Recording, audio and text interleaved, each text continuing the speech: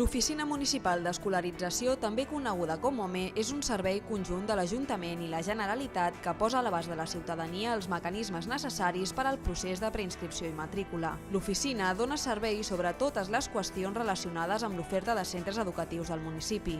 Així, l'OME pot informar des del nombre de places que s'ofereixen i la zona educativa corresponent fins a les etapes i tràmits relacionats amb la preinscripció i la matrícula.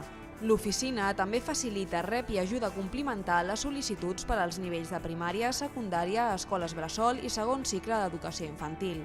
A més, l'OME també pot tramitar les sol·licituds a places fora de la preinscripció ordinària en el que es coneix com matrícula viva.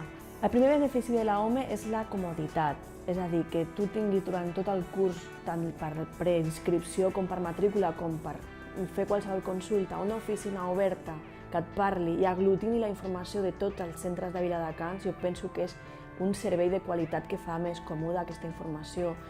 Abans que existís la OME, què teníem que fer? Doncs havíem d'anar a cadascun dels serveis o fins i tot desplaçar-nos cap a la Generalitat de Catalunya, delegació territorial, per fer alguna consulta.